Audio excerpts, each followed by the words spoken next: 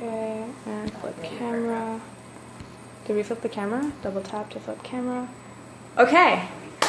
Are we here? We're here, yeah. This is it. Hey guys. This is Paris. Okay, so I want to make sure that... let me turn this chair so that I can come closer to the bed. What though?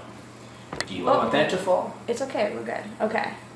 Is that good? I'll just sit like yeah, this. you're in full view. Okay. Hi, everybody.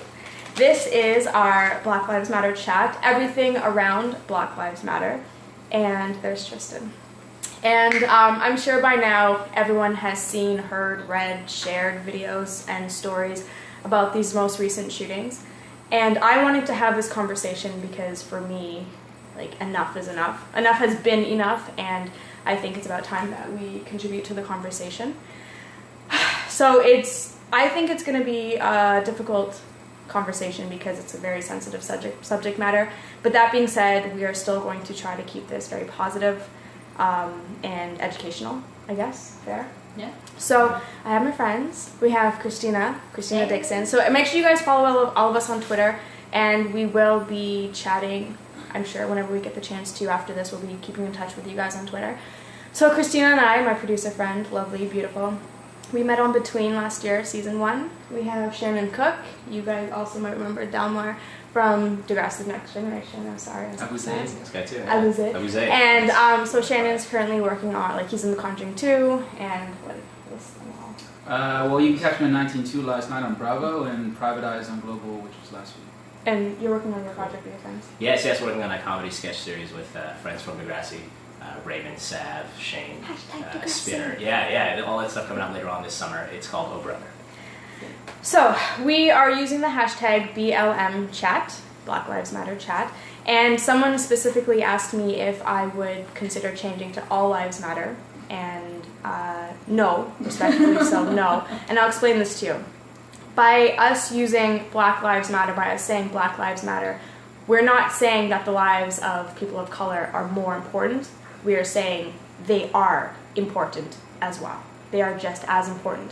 And I think people get really offended when they say, oh yeah, well, Black Lives Matter, yeah, fine, but Asian lives, Asian lives, Indian lives, all these other lives, everyone's lives matter. And that's true. That is absolutely true. And we're not taking away from that. But right now, it seems as though society hasn't grasped that concept of the lives of people of color are no less important. Yeah, I'd like to add to that.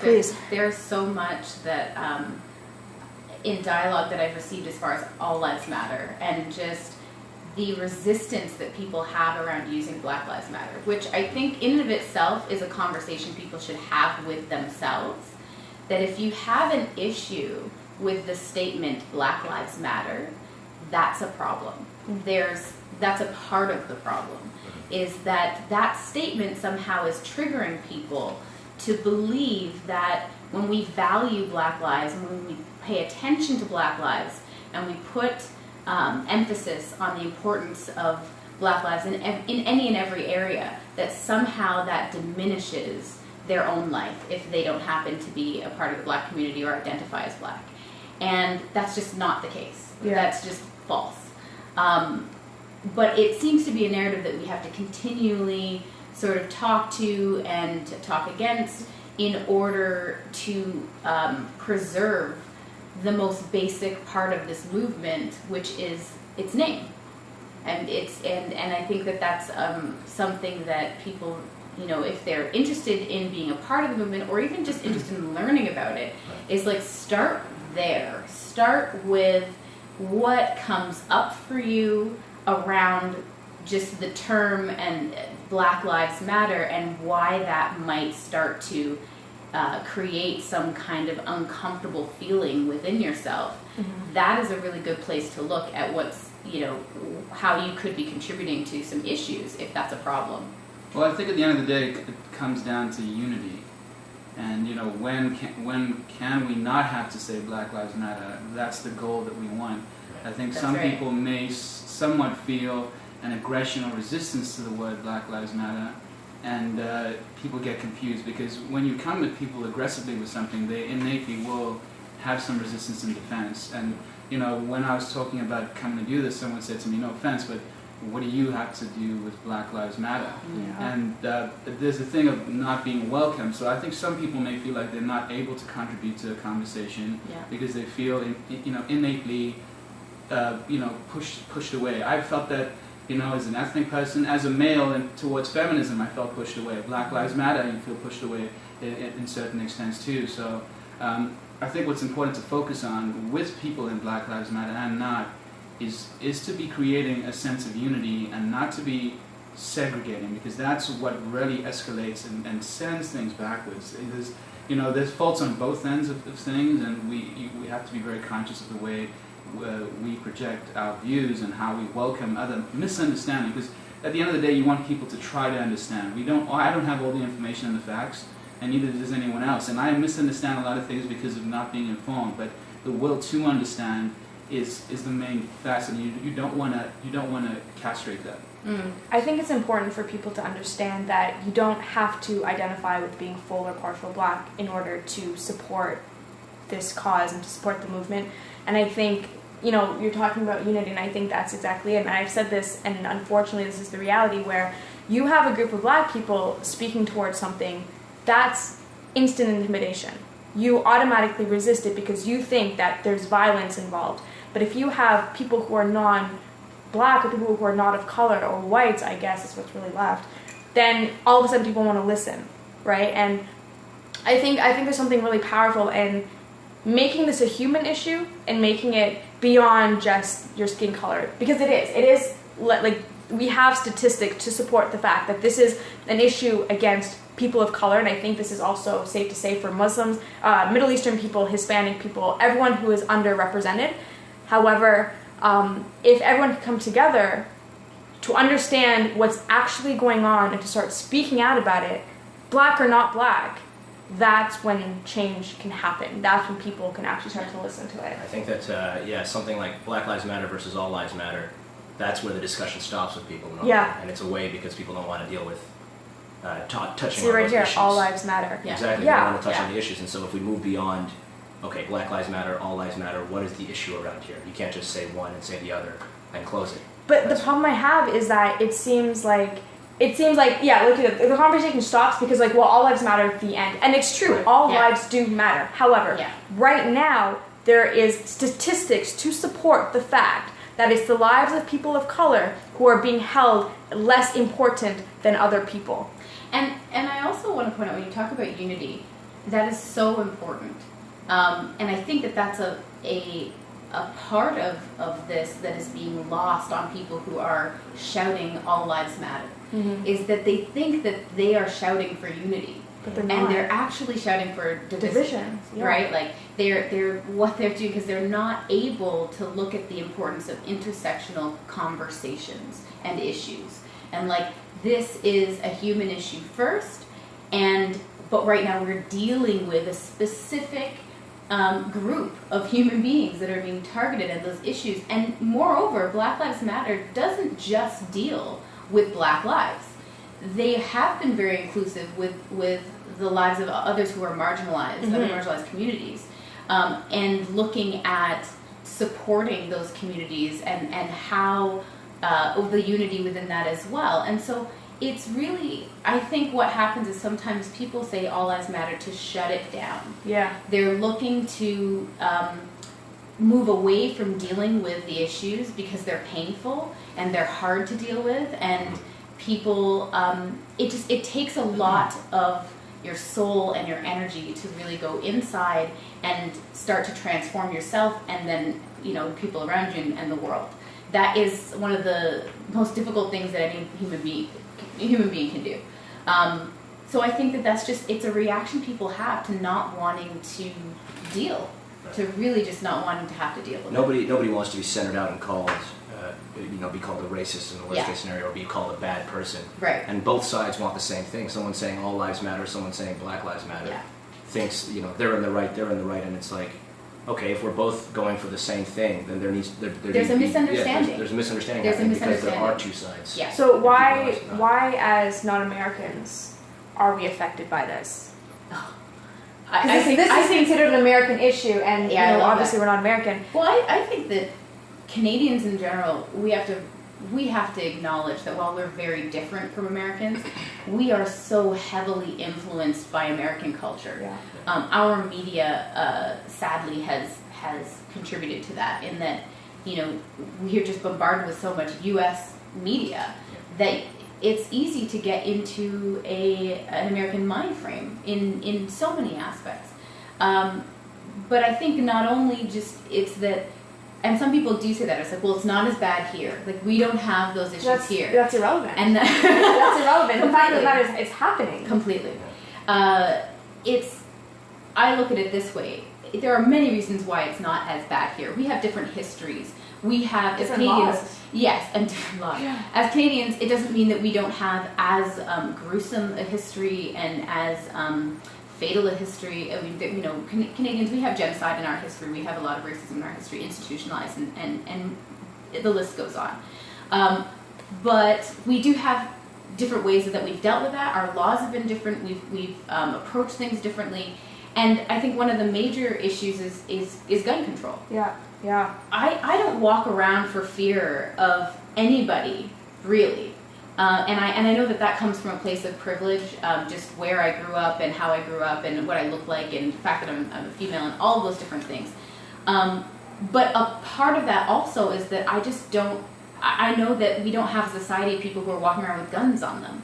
That's just not something that I've ever been afraid of, that I'm going to meet someone and get into an altercation and that they could pull a gun on me, because that's a reality. There are certainly pockets where that happens, and that's the reality, because you know, that's the community that they live in, and that they're dealing with different issues that I hadn't had to deal with growing up in the suburbs and all of that. But even on the darkest alleys, I'm simply, it's not in the back of my mind, and it's a part of our culture as Canadians that there are people with guns out there. But you understand why, though, because that's like for us is if someone was like, no, you need to be licensed to speak freely. Right. The right for us to speak is the same as the right for them to bear arms. Right. So I think it's harder for Canadians to be like, oh, it's easier for us to be like, oh, just get licensed. Just take the gun. It's no problem. we got licensed for cars, we got licensed for guns for other thing. But for them, it's like, now what if it's like we can no longer get free healthcare? Right. Then we would be rioting just the same. Oh, do you know what I mean? So like that's where the problem comes. I think and I think that's interesting, the way that people perceive guns. And again, I think that goes to how they have been indoctrinated around safety and what guns provide for them. Because I don't feel safer around guns. Oh, for sure. I went to a shooting range just as an experience. I'm not pro gun by any means, but it was like, you know, we're going with a group of friends, and so we tried this out, and I was terrified. Because for me, holding a gun, a loaded gun, and going through all of the safety procedure and being taught how to hold it and all of that, it was a huge acknowledgement of the power that I held in my hands. Yeah. And that this can take someone's life so power, easily. Though? Do you think? Is it safe to say that if you're carrying, if not you, but if someone is carrying a gun, they're readily willing to have a confrontation with someone? Yes, I think that it can. I think that can be a side effect for sure. Yeah.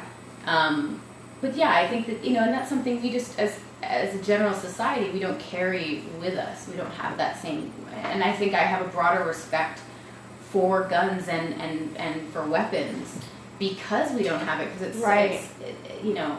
Like when they come out, it means business. It's not like a toy. Yeah. And I was just before you got here, I was telling Dalmar and Shannon, it's like, you know, there's been a case. There's been someone who was actually shot because he was holding a BB gun in Walmart. Yes. You can buy guns in Walmart and bullets. Yes. And for someone to walk around without question, because he's walking around with a BB gun. But hello, Walmart is selling this. Yeah. It was a toy, or what I guess they consider it a toy. So to that, that's where the conversation about racism comes in. Where, as far as policing and what Black Lives Matter speaks to so much, is that how can you have, and these are the questions asked, how do you have society and live within a state where it is completely legal to... Sorry. Someone just said that their sister won a gun in a $15 raffle. Oh my god. Yeah, that was, wow, yeah. That's crazy. Please, sorry. How can you live in a society that basically says, okay, you can have guns, and you live in a state where it is legal for you to own guns, and you can buy guns at Walmart, but then respond to people with guns, with such urgency and with such violence and without question. It's completely legal for them to have it. So why are we approaching certain people, predominantly people of color, when you look at the evidence again and when you see some of this video footage that is just mind-blowing, is you're going, okay, but you live in a society where this is expected. If it were here and we saw someone walking around with a gun, that's cause for alarm, because that's not allowed. Yeah. You shouldn't have a gun unless you are law enforcement. That's it. So if you see someone walking around with a gun in a Walmart, everyone's, okay, call the police, and the police will approach them appropriately because they're not supposed to have that. But if you were in a Walmart where they are selling guns and someone is carrying a gun that they sell, I have a hard time understanding why would someone have called the police on this person, first of all. And second, when the police came, why would they approach them so hostilely, again, understanding that this is a right for this person? Well, it's also fear, right? And that's something we have to really acknowledge, is it comes from both ends. And there's a lot of fear being instilled on both sides. Cops are going to be extra reactive now. Yes. I mean, Black Lives Matter march is saying, what do we want dead cops? When do we want it? Now. Wow, I didn't know that was that. Now, hold on now. Where is that? That was in New York. It's all over YouTube. Now, just because the Black Lives Matter can be right, it doesn't mean that their actions are right. I do not agree with the Black Lives Matter movement barring policemen from the Pride Parade. I've read up on it. I'm trying to understand it. But I support that Black Lives Matter. But you got to be careful of how you come across. When you come angry to a group of people, I watched that and I felt angry afterwards. And I'm like, how am I going to be as a cop? Or when I see someone, people are afraid, and that is only creating more fear, and that's only going to escalate. I feel like it stepped the whole movement backwards. When Snoop Dogg in the game went and did this unity march towards the LAPD, that is different. That is the sort of thing that needs to bring people together. You can't just be angry and be right. It doesn't do anything. So that I'd love to address that, because I think that I understand that perspective really well, and understanding how aggression can really how that can dissuade them from participating, from listening, and so I get all of that. And you're right, we can support a movement without agreeing with all of their tactics and what's going on within that, because you have to understand that a movement is not one person, it is a collective. So you're going to have different fractions of the movement and different people and how they interpret that and what their choices are around how to support these causes.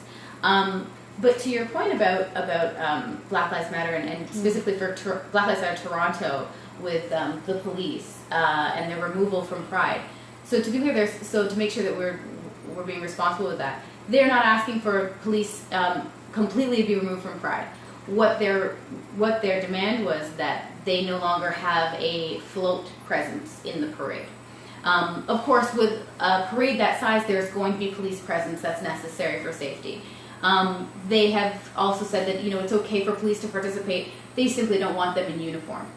Now we have to look at why is that being asked, and the reason that that's being asked is not from a place of exclusivity of like, well, we just don't want them there, period, and that there's no rationale behind that.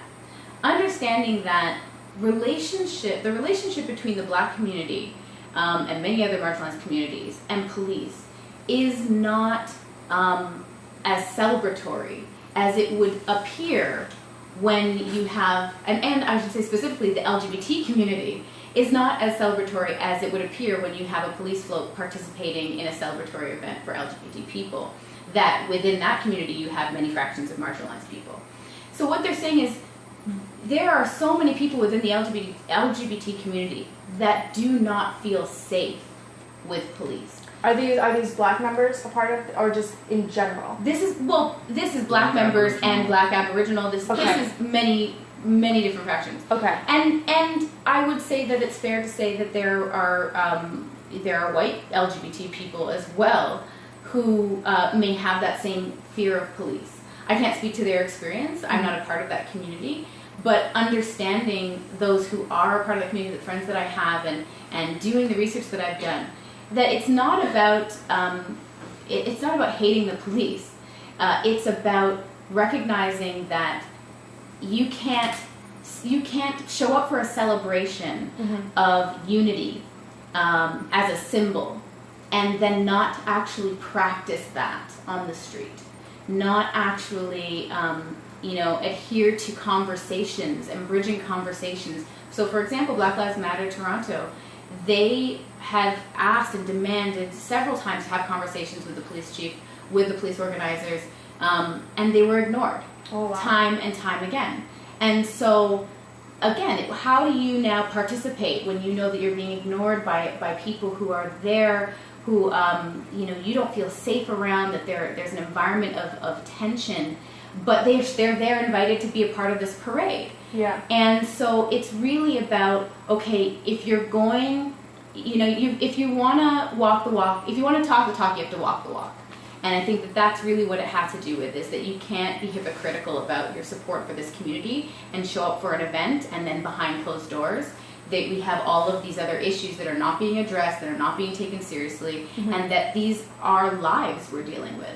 And that's what my understanding and how I see that particular. Yeah, it's good to hear. But how many people are going to read up and actually stop to understand that? Not many. That's why we're having the conversation. That's why it's good we talk about it now. Yeah. In general, Black Lives Matter have to be careful, because that is the issue that they've been encountering with them. But the tactic coming with that anger, it's great. I've been wondering, maybe it was successful because there's been so much talk about it. And if you YouTube Black Lives Matter, I could only find negative things on the top of the feed. Yeah. But is that successful because now people are aware of it? Or have they left a larger scene of resentment and resistance from people now because of the way that they approached everything? You can still approach that with the cops in...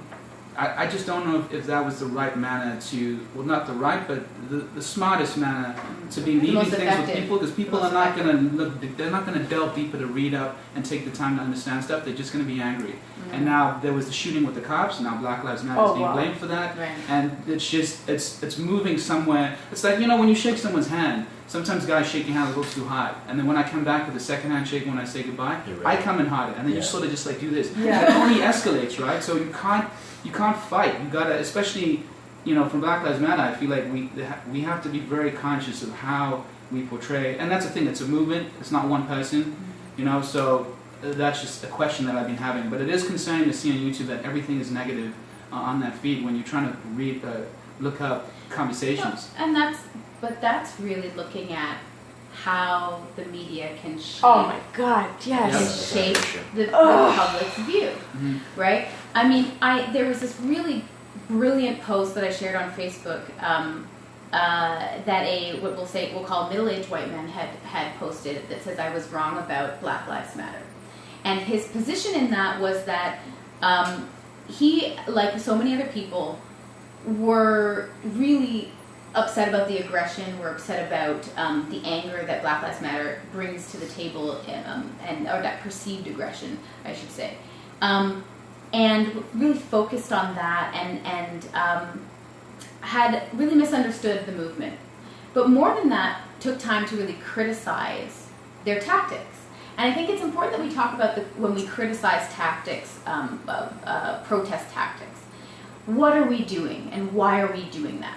Because as you talk about aggression, it's a natural response. When people feel like someone's being aggressive towards them or they're demanding something, there is a natural human response to resist that, right? And get our backs up against the wall.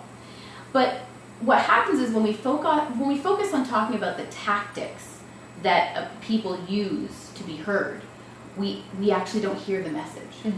We tune out. And that is, unfortunately, we keep putting the responsibility on the people who are oppressed, who are trying, they're shouting, right? They're shouting because no one's listening. So we go through a period of time where people are doing many things below the surface that no one is paying attention to, till we get to a point where people are shouting. And then they say, stop shouting. Yeah. Right? Actually, they stop shouting, I'm not going to listen to you, I don't like what you're saying. Right. But they're not actually even aware that it's like, this is the only way you'll pay attention. It was messy the way that it happened with the Pride Parade, but when you think about the results, that's right. Even if it's negative, at least that's a step towards people seeing it. And a lot of people disagree that why stop the Pride Parade, why inconvenience other minority groups as well, you should be standing together, all of these things. But And you know what was great about that article that man wrote is what he recognized was when he really thought about his critique. And then he said, I thought about what if this was 1960?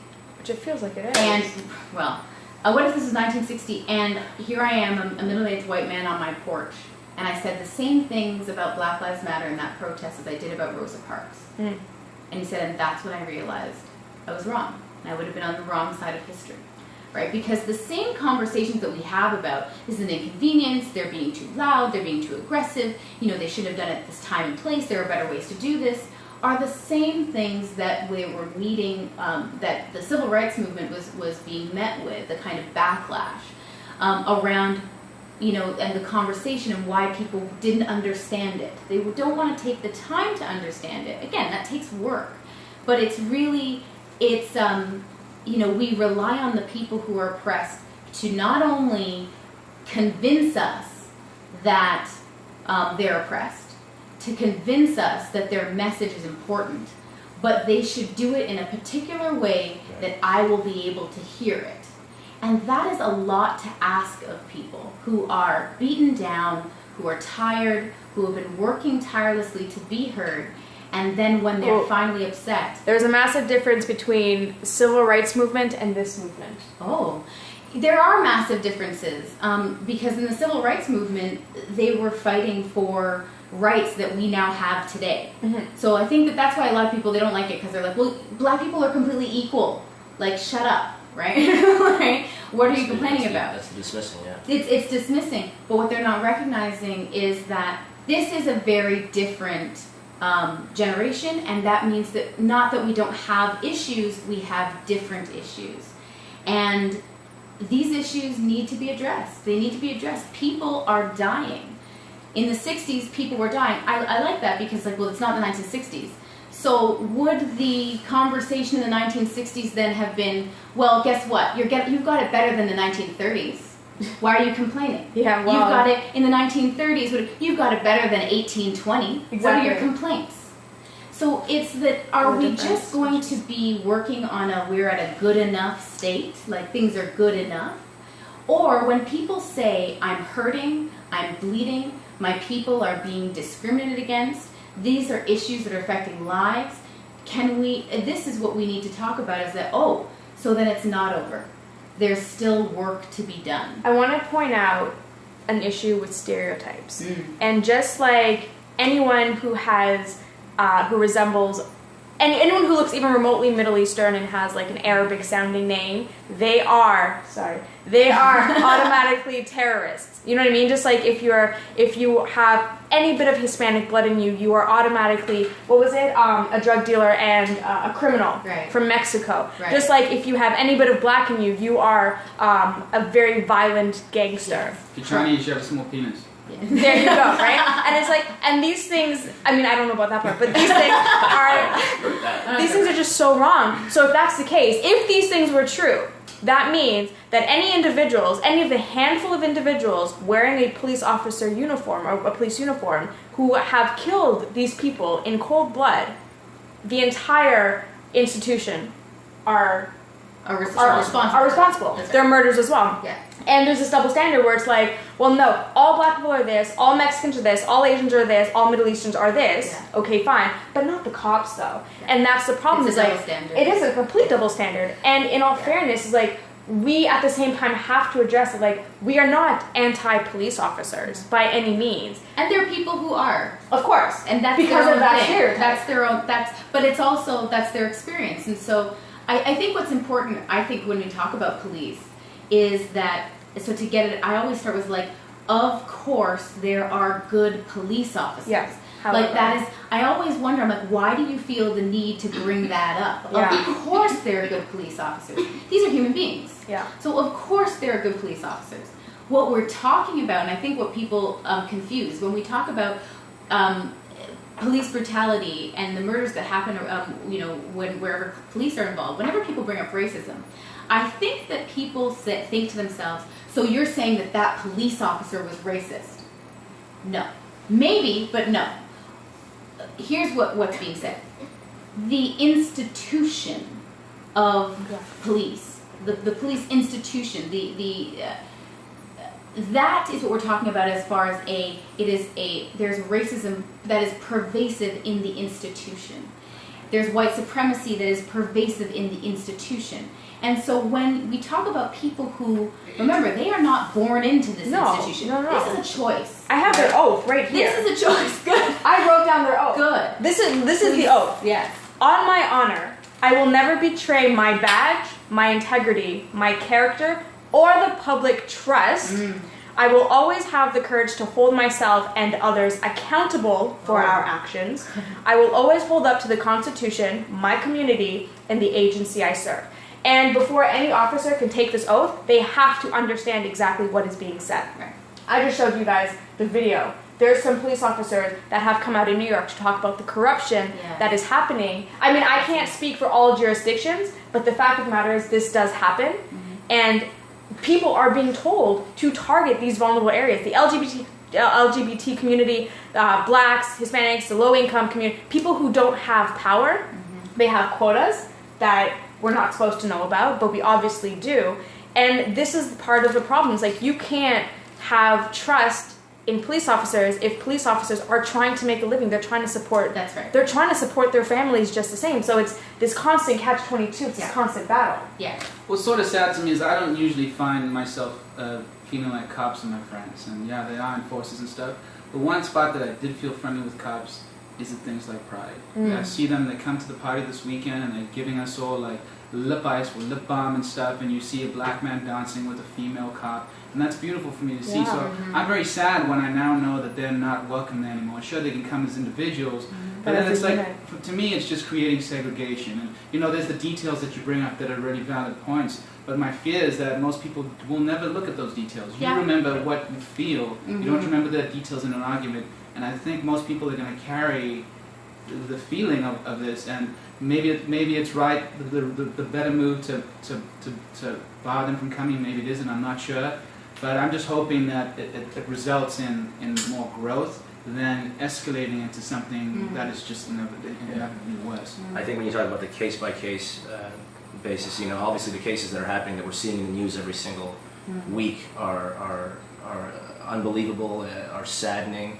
But it brings me back to the quotas that some police officers have in jurisdictions when they have to go after low-income communities, when they have to go after Hispanic. He said about if they did what they did in these lower-income neighborhoods in Middle Manhattan, a call would be made to the mayor and it would be stopped immediately. Right. And people don't have that power. When you talk about the system, that's like they're right there is a clear example of we need to deal with a problem at the level of the system, not case by case, because case by case is where the media can now jump in, spin it, and pick sides and divide people. We can case by case. That's where people start to look at. Well, he doesn't have a history of racism, so he wasn't racist. Who's this? But we have videos now. Well, you know what's brilliant is so this is so when we put racism aside and let's just talk about brutality, and I think that, you know, if there's a brainwashing that's been happening across our society, and I think that happens everywhere. We're all indoctrinated with certain things depending on you know, where we grow up in this world and what kind of household we grow up in, and one of the things I think that we're widely indoctrinated though is that the police are always right, that there is this idea that we just automatically trust the police. Just like we, you know, for a long time we automatically trust doctors, right? Just that they are the people that we need to trust when it comes to health. My daughter was playing one of the millions of sports that she plays and hurt her finger, and we thought it may have been broken. We went to the doctor's office, we sat down with the doctor, and I told her this is the situation, and she Googled fractured finger. In front of you. In front of me, right? So we have to really, well, I did that already. I'm coming to you. This is at least step 2. So I think that, you know, as much as we've been trained to believe that these are people who that we can trust as the authority on just about anything. when it comes to police, so many people have been brainwashed that we just trust them. Okay, they have got it right. But what we're seeing, as you said, with video evidence, is that there are many who unfortunately cannot be trusted, because we have seen that they have written a report, a police report a particular way, and then video evidence comes up and it didn't go that way at all. They have manufactured almost everything on that report in order to target an individual. Did you hear Diamond Reynolds, the girlfriend of Philando Castillo? Yes. When she was talking out about it, she was recounting her story. Yeah. She said that she was not once consoled by any police officers, and if anything, the other officers went to the policeman who shot Philando and said basically like everything will be okay. Right. She had she had video in real time to prove what just happened. In that moment, I don't know how she was able to stay so calm. We don't know what happened. Oh, of course not. Of course not. Because let's not judge. And that's, I think, a part of the issue, is that even with video evidence, I think people look to justify brutality and murder as much as they possibly can because they don't want to believe. It rocks them to their core that what if we cannot trust all police officers? What if there are serious issues within the police institution that they don't want to, again, they don't want to address, they don't want to believe it. So when they see it with their own eyes and they can see, wow, that man's hands were in the air and they gunned him down, they immediately go, yeah, but he has a record. But he robbed a store. But he didn't. Hold on. Yeah. Having a record and robbing a store do not equate to a death sentence in the middle of a street. Yeah. And so we have to really look at how people are viewing justifying murder, because there's a legal system for a reason that we're supposed to be able to go through. And there are people who are just being murdered. They can't even get into that legal system. They're being murdered before they can have a charge. Before they can show their identification of who they are and why they have a concealed weapon on them. You didn't even see. How they have like stun guns? I don't know why they're shooting people and killing people in the first place. Now this is great. Exactly. They have tasers. They have batons. They have all different things. But here's the problem. Everybody else has guns. Yeah. They're in a society that everyone else has guns, so they have to have what everyone else on the streets have in order for them, which is a sign of aggression in and of itself by holding a concealed weapon to begin with. Right. But let me throw this out though. I'm sorry to cut off. Let me throw this out. Yeah. What if the police officers who have murdered these people in cold blood for whatever the reasons, right or wrong, accidental or not, what if they were convicted? Wow. Whoa, what if they were convicted and we, the people, see that the justice system are starting to pluck out the bad apples from the group of people who swore an oath to protect their people? Well, it's like the church. You can't fault that. The cops, the church, you have to maintain that unity within their own. But watching that thing with the boyfriend, I could tell that the cop was very afraid. He was shaken. And he was she said Chinese man. I don't know if it was Chinese. It was probably Asian. But she said Chinese. But he was panicking. And all I could think was, okay, you shouldn't have killed the guy. But at the same time, I felt empathy for the guy to an extent, because I'm like, that guy's probably petrified. And that's the reactive thing of this escalation of hating cops and Black Lives Matter, and really it's important I think what people need to focus on is how to move things forward rather than to focus on the details of what's been wrong in the past. You'll never come to a conclusion if you did this, then I do this, and then he did that. Then we need to start to focus on how to bring unity rather than separate people. Well, and to that point, there have been so many, he was terrified, but I think he also knew, just by, you can tell by his words, that he knew, shit, I messed up. Sorry, I swore. I messed up. That just understanding the gravity. I took someone's life, and starting to recognize all that in that moment. This person is dying for me, and this is not. I believe that was not his intention. No, for sure. But again, we talk about you're in already an elevated state of anxiety, of aggression. Don't get me started on the training. But But here's the thing. This is the thing. If you are going to permit, if it is a right for your citizens to have guns, you then need to be that much more trained to recognize a hostile situation versus a man who is saying, "Officer, I'm following the rules, and I'm going for the license that you need to see." Yeah. Everyone keeps their wallets in their back pockets. Yeah. And you know what? I have to say this. A lot of people will go to the victim and say, "Well, he should have done it this way," and he did it by the books. No, but hold on. But no, because I'll tell you, Shailene. Okay. Well, he told him not to move, but he should have immediately not moved, and he should have, I'm reaching for my wallet. I should have said, "I'm reaching for my wallet. My gun is here, officer. May I do that?" Right. There are a list of things that people will come up with, things that the victim should have done. But then I'll ask, when, as civilians, are we taught this list? Yeah.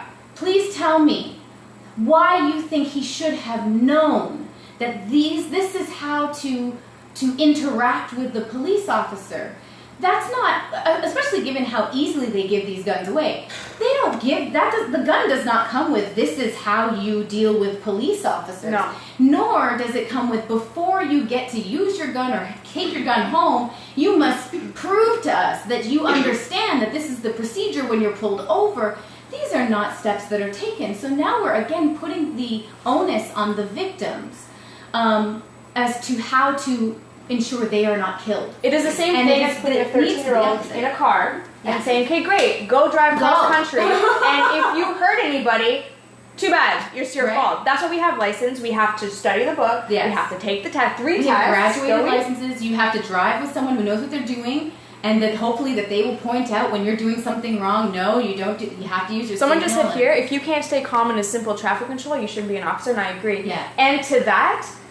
It was Diamond, the girlfriend, that mentioned that she was pulled over for a broken taillight. Right. That is the most common the reason why people were being pulled over. She didn't have a broken taillight. Yeah. And you know what's come out after that is that actually they were not pulled over for a broken taillight. What was it for? The police officer felt that he looked like a suspect from a robbery and was profiling him. Actually, and that's why they pulled him over. I had cops follow my dad because my dad's description was black man, let's say between this and that, like 6-something, green jacket and a hat. Right. Like, hello. And they fully followed him into the driveway, and I was like, Now, get this. If that's now why he's pulling him over, I understand the elevation of risk in his mind. Right. It's still completely made up because he has no facts for sure at this point in time that to verify that this person is the person that was involved in a robbery, that this person is aggressive, that this person could be violent towards me. Yeah. But I can understand then the thought process in this officer's mind. But to your point, and I've said this over and over again about training, if you live in a constant fear of your life when you are on your job, you should not be at that job. Yeah, that's what someone said here. It takes something, and this is what I mean about police. I have so much respect for police officers. And why I say that as individuals, because it takes so much of yourself to say, I'm going to put my life on the line to serve a community. And take an oath. And take an oath. That being said, if we're going to send other human beings, fellow human beings out to police other people, their level of training should be, be one of the hardest jobs to get is to be a police officer. Yeah. It should be almost impossible to be one. It's on the level, I feel, as the Navy SEALs. Yeah. It needs to be to the point where you can diffuse a situation because you are going to encounter dangerous people. Yeah. You are going to encounter unstable people. You're going to encounter people who are hysterical just because they're emotional. They've gone through something that day. Someone died. Now they're being pulled over for a traffic offense, and they're hysterical in that right. And if the police officer cannot discern the situation and diffuse situations, emotional situations, dangerous situations, without using deadly force, that's a problem. A question was how do you train for the unknown? And I think that just goes hand in hand with being a surgeon, being in the military, being in any high-risk job. You have to go through extensive training to encounter all possible situations. So I don't think we can all train for the unknown at all, and we can never know all the facts and all that stuff. So I think what's important is to encourage a platform of humanity, and that's what's good. That's what's missing the whole time. I don't feel safe with cops, and I see cops as people who should be like Superman. big heart, care about humanity, but very strong. Cops are strong, but there's no heart. And what's being encouraged with everything in society is to be more, to see people as objects, and for me to distance myself from you as a black person or you as a cop, and now that's just getting bigger. And what people, what was sad to see was that woman couldn't even console her shot boyfriend because she was afraid she'd get shot. Keep your hands there. Officer. And the cop is now petrified because he is not talking from here, but he's talking from this aggression that is now escalating in society, and it's just not going to lead anywhere good. So you cannot prepare for all this stuff. No one can ever be trained enough, but humanity needs to be encouraged, and that's what I think we need to focus on with Black Lives Matter, All Lives Matter, feminism, homophobia, everything. It's what really needs to be focused on instead of all the details. And to your point about not being able to be trained, we look at surgeons and look at how much training they go through. It doesn't they don't know every that's situation. Right. It doesn't mean that there aren't going to be deaths on their watch. It doesn't mean they're going to be able to save everyone. They've tried their hardest. They have trained to a point where they are going to work tirelessly. And when someone dies on their table, I like to believe that they take that experience and they say, okay, now how can I make sure that doesn't happen again?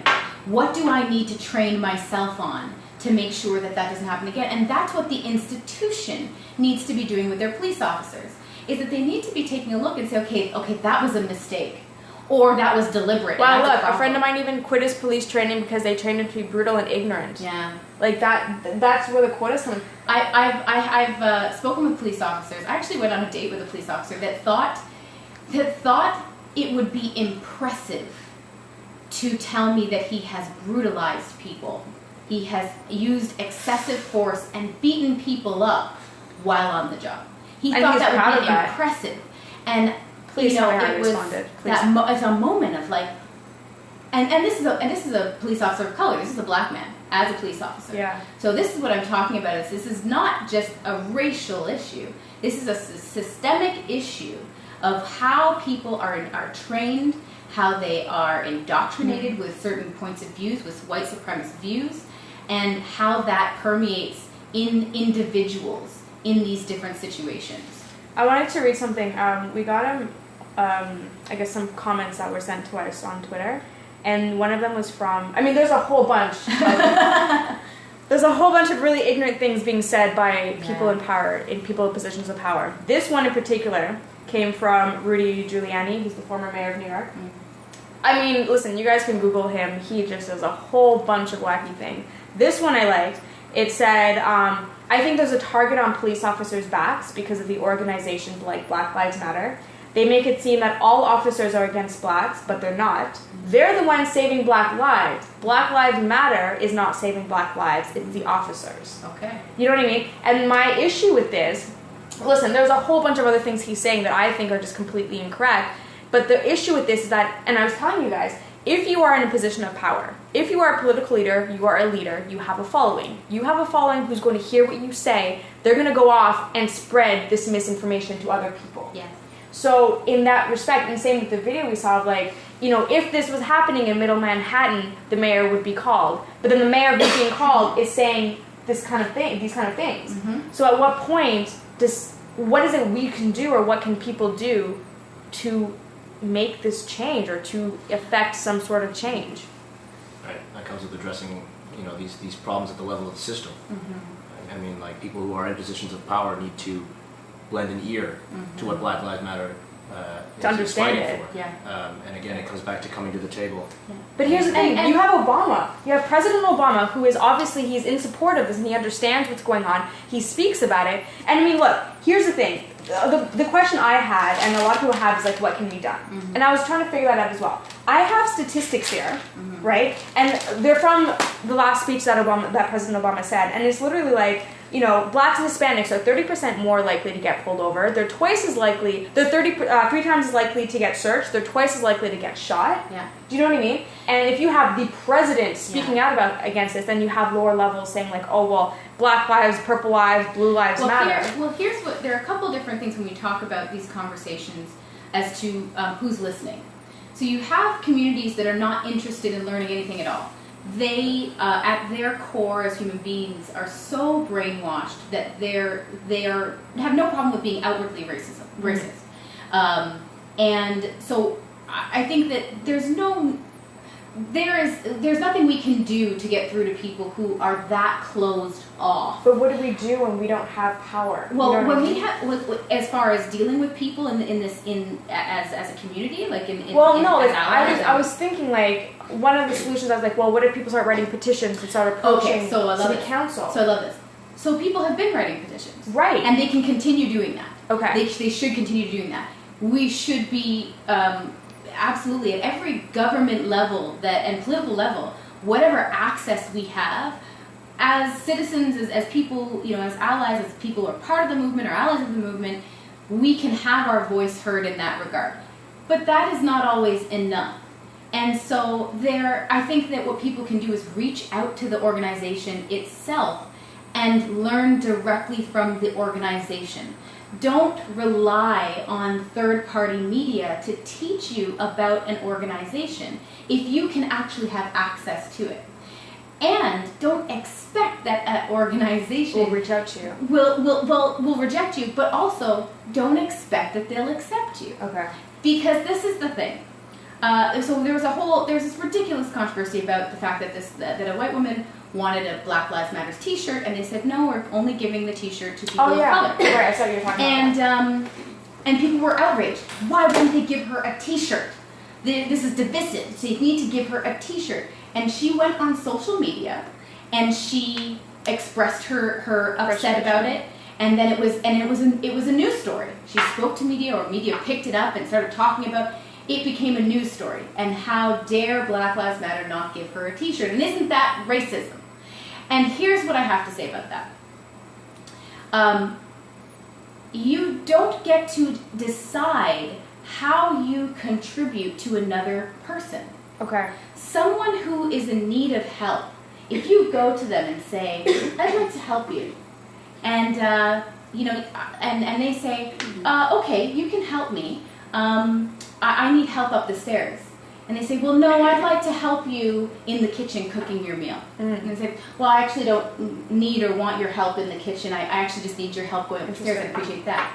How dare you not allow me to help you in the kitchen? You don't want my help at all then. You're being divisive. Right. Mm-hmm. No.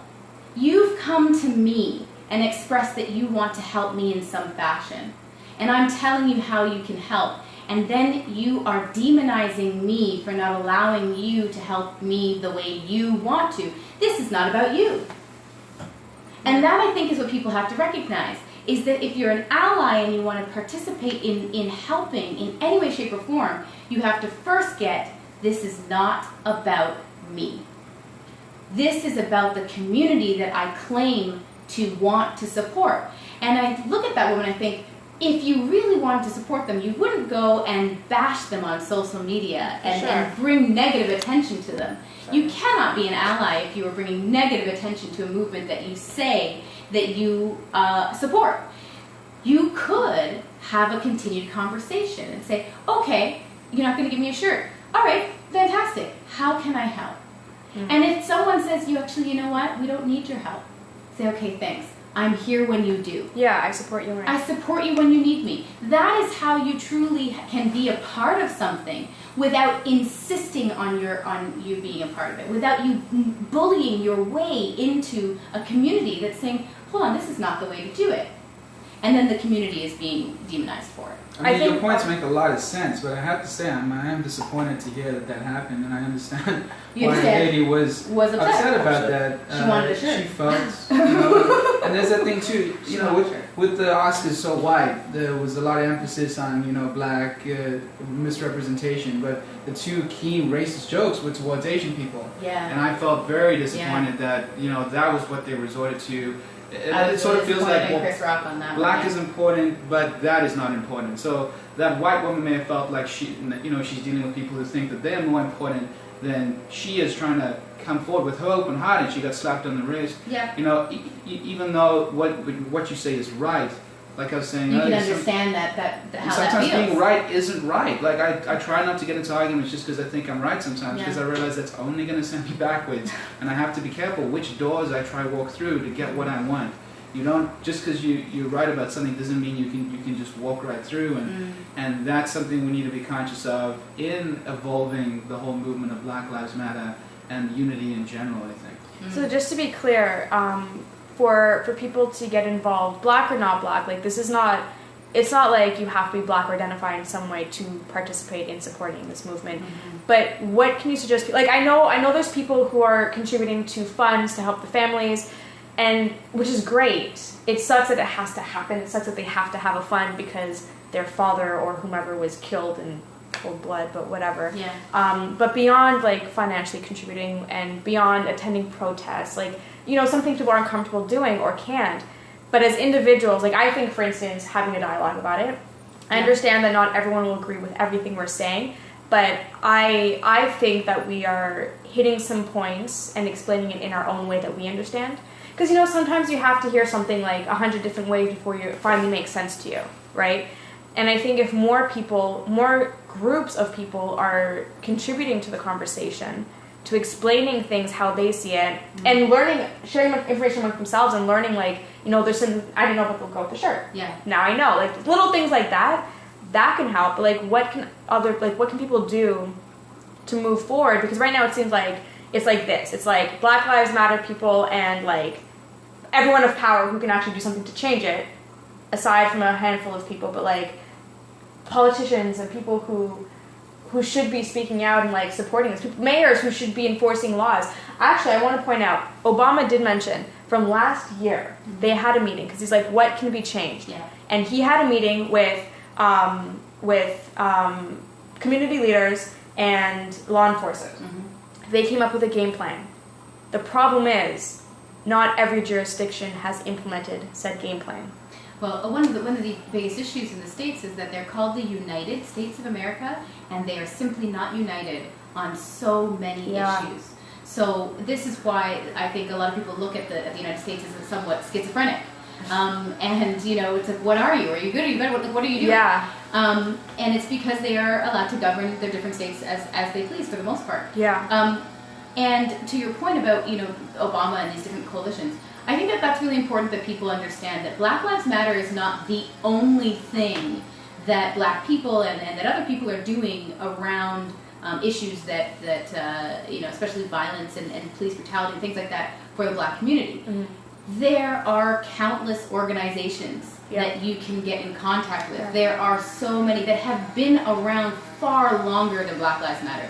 And that again is that you need to do that research. That if you're interested, look into what your area, what your city is doing, whatever that could be. There are so many, as I say, coalitions and committees and task force and people that are coming together. Police forces that are, you know, they have committees that are joined with the public to be able to have this dialogue. There's so much going on. Even in Toronto, there's so much going on. So it doesn't have to be Black Lives Matter.